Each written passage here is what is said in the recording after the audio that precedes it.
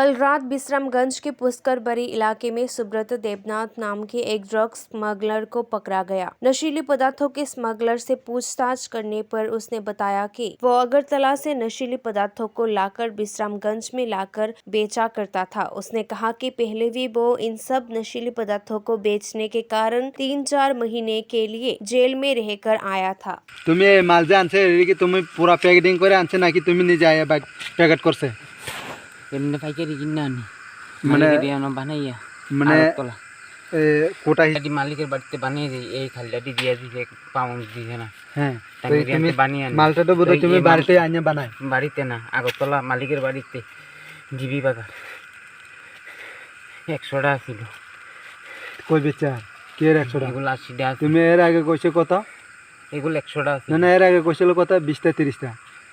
মানে 100 টাকা কই থেকে বাইর হইছে? না, এগুলো 100 টাকা ছিল। 100 টাকাতে 20 টা বেচছি, 80 টাকা। কত করে বেচছে? 80 টাকা। টাকাটি কই? টাকাটি পকেটে ছিল। কই? এখন নাই। কেটে নিছে? এগুলো ধরছে যে কেটে নিছে?